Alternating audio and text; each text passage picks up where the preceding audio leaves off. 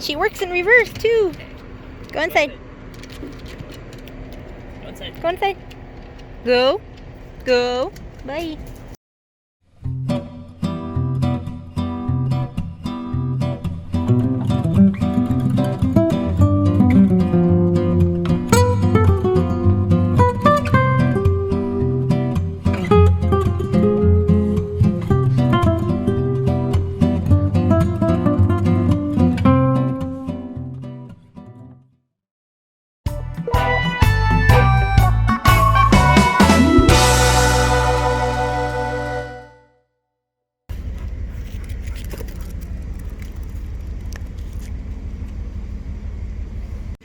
Okay, so one of the things that we're working on is our rigging, and we haven't gotten too far into it yet, but one of the things we've planned to do is just re-rig the entire boat.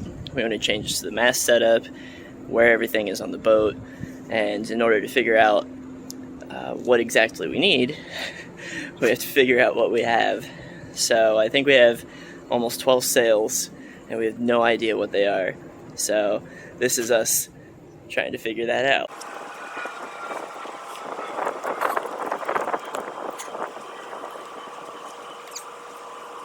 So like I said, we're new to this. We're not sailors. We're still learning. And so we just brought over what we thought was our mainsail. And it was in the spot that our mainsail would go in. And someone walked by and said it's a very nice jib. So we'll see how this turns out.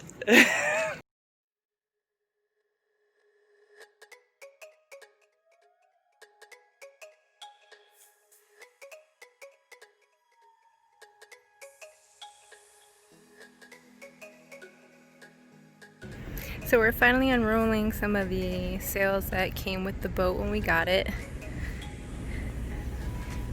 Really underestimate the size of these when they're rolled up.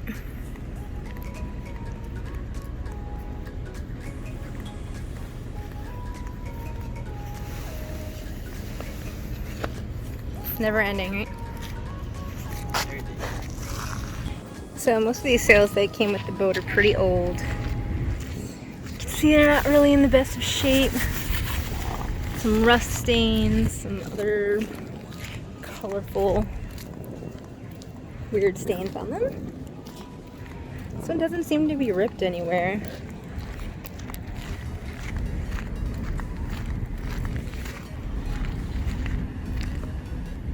But it is huge. We have this one that we rolled out already. John is still bringing more over from the boat. And we have another 1, 2, 3, 4, 5, 6, 7, 8, 9. 9 more to unroll, and he's still going to get more. So we'll see what we have. We have all these sails out here. We've got about 10 or 11 of them out here in the parking lot now. I'm all over the place. And we actually have not rolled any of these out yet. When we got Mahi Mahi originally from the owner, he had them all rolled up in a van. Some of them were inside the hole, stuffed in there. So we haven't had a chance to actually roll them out and see what we have. So we're gonna do that now, and we'll see what we've got. Okay. This is a little more mainsail-like. It's a jib over there. We'll see how it goes. We never got to actually finish the whole video section of unrolling all the sails and putting everything together. We were gonna do a really cool shot of everything laid out, and just so you can see how many we had out there. But it started to rain on us. It got really dark, so we didn't get a chance to catch that shot. But to wrap everything up, we had 13 sails in total, and not a single usable set after all of that.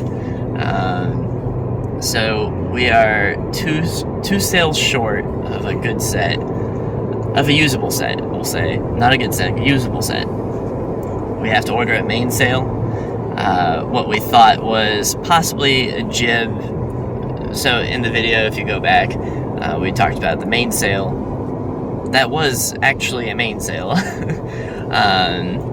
It was just 20 feet too short for our boat. So it was possibly sized close-ish to a jib, but we have actually a very large head sail section, so it was just a baby sail all around.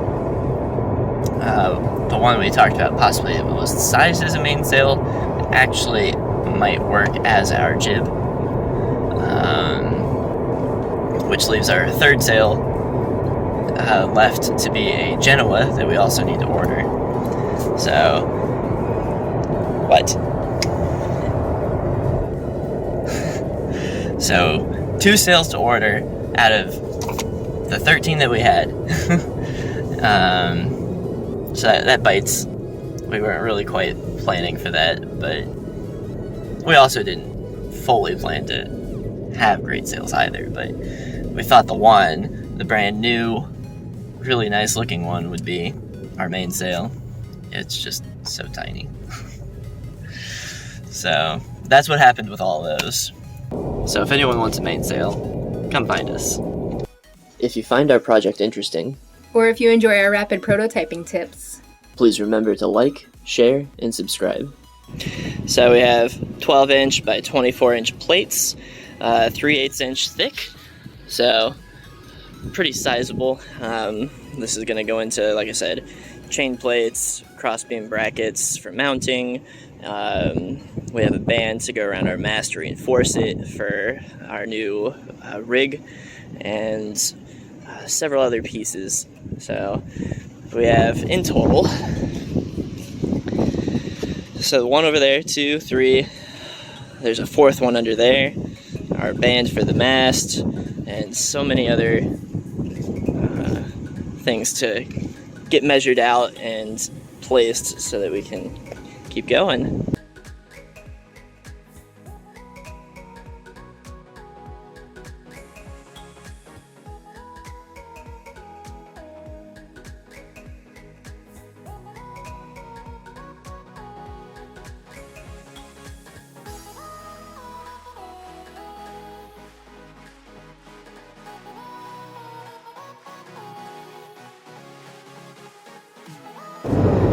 After wasting about an hour and a half, 2 hours trying to cut the stainless with some cutting discs, I decided that I had so many cuts, I'm just gonna go ahead and take it to a welding shop and have them either plasma cut it or water jet it. So we'll just kind of skip that part.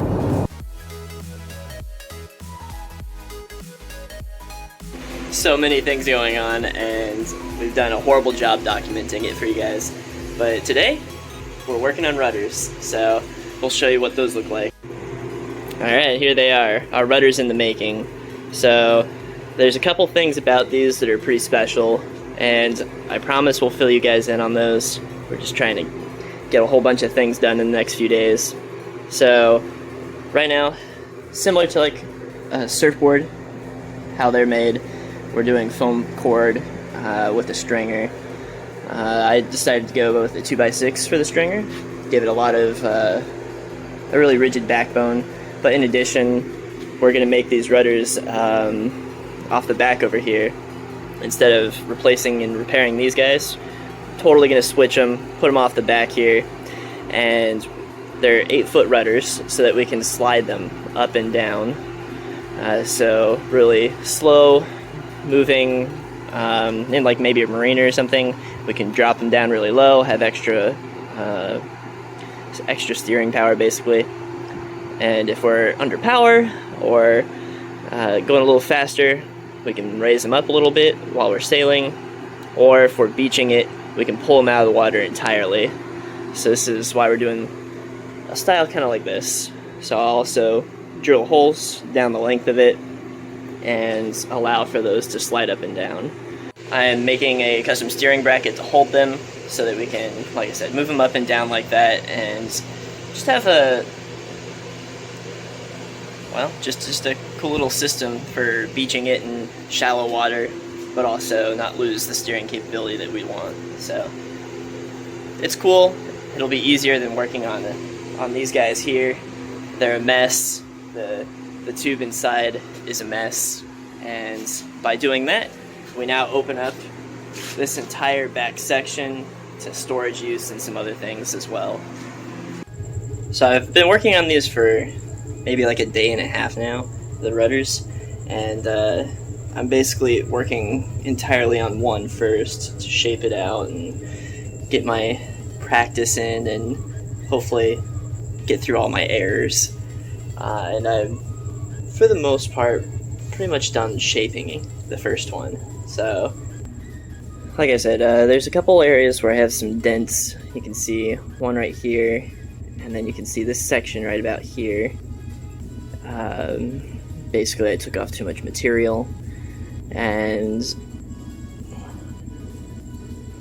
I'm trying to figure out what I want to do, but I'm thinking what I'll try to do is get some expanding foam, maybe Loctite or some brand similar, put some saran wrap underneath, spray across the area where I need filler, and pull the saran wrap up and over top, let it expand and adhere to that section, and then probably sand it back down even. So that's my working plan. It's not gonna happen tonight, but we'll see where we go from here. So I'd say to get to this point, I've put in maybe 4 to 5 hours on this single rudder to get it shaped. Some of it was learning, others just shaping. You do it with a sander. I've been using a straight line sander, so this guy here does a pretty good job overall. So we're not going for perfect, and overall over 8 feet of rudder, it's probably going to blend in pretty good. So we'll get to the filling and see how it looks after that. What even is this? I mean, we do some shoddy work sometimes, but fun.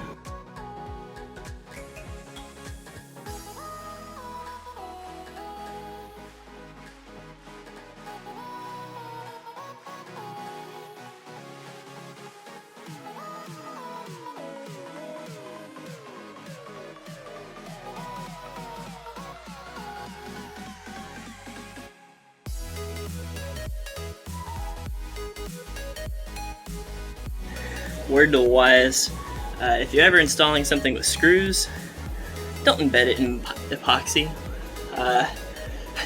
Otherwise you have to destroy whatever it is you embedded it in to fix it. So, don't do it.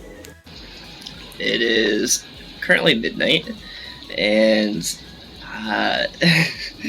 I've pulled out 3 windows before we're supposed to get some really big storms coming through in hopes I could get them replaced. And I missed it by a couple hours. And I put up a tarp to keep us dry, hopefully. But it is very windy because these are bands coming off of a hurricane, basically. And as you can see here, I actually have my arm shoved out of the window trying to hold the tarp down. During some of the bigger gusts. So I had stuff stacked all over on the roof to try to keep it from blowing up and billowing. But I ran out of heavy things to set down. So hopefully it's over soon and I can put the windows on.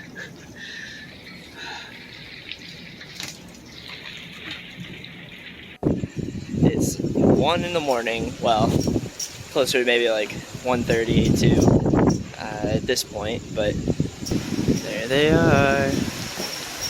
So pretty! And I guess we're gonna find out whether or not they sealed. Ugh. I brought you guys over here for a second, just to point a few things out. You see our windows here, and I've just been kind of cleaning up some of the SSG 4000, which we use to kind of bed them. And you can see our black paint here that we painted basically for the sole purpose of, you can see right in here, this gap between where the actual window inside starts and the edge of the acrylic here, so that when the window is illuminated and you can see through it, basically that it's black all around on the inside. And well, yeah, that's all we put this paint on here for, and I just kind of was lazy and threw it on here, not really planning to do much with it except for that. But I did a couple things that were really interesting, and I just wanted to share those ideas with you. So you can see here, actually, okay, so you can see here, like I said, I didn't put too much effort into the finish of this because I planned to sand it off and not do much with it anyway. But one of the things I did was I put this over white epoxy, and I was curious, once it dried, how it would finish. So you can see here, if I scratch at it with my nail, really nothing. I mean, it changes the surface texture a little bit, but I can scratch and scratch at this and nothing happens. So it's actually extremely durable. And this is like $2 craft paint over epoxy. So here's another quick test. You can see, pretty sharp razor here. It pulls up a little bit, but really not a whole lot.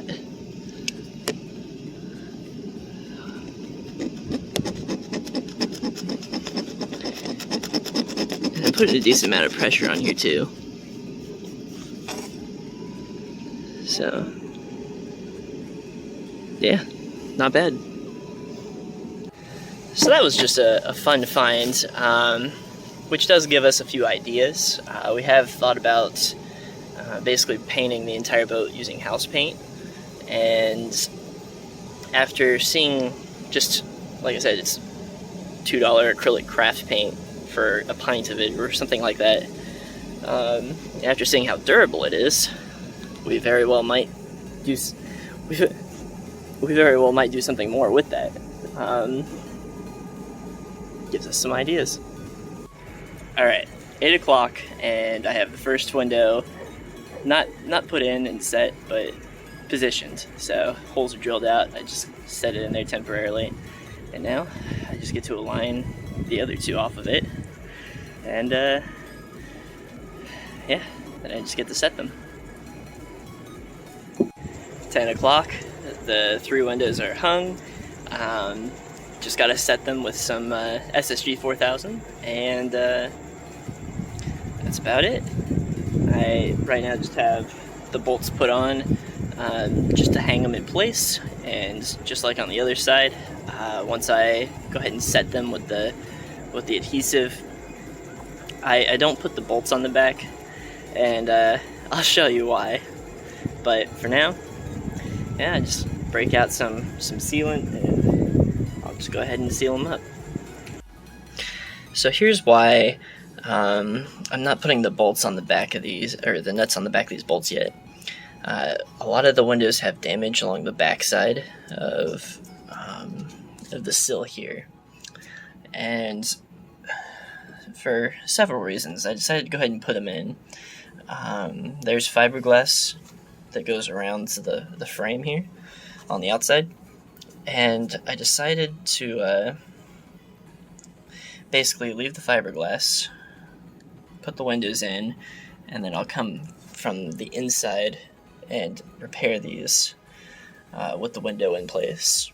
So several windows have them, and I wasn't sure where the bolts were coming through, all of that, so I just went ahead and installed the windows. Now I'll go ahead and repair these later on. But yeah, I mean, everything's sealed and waterproof as of now, so we're happy.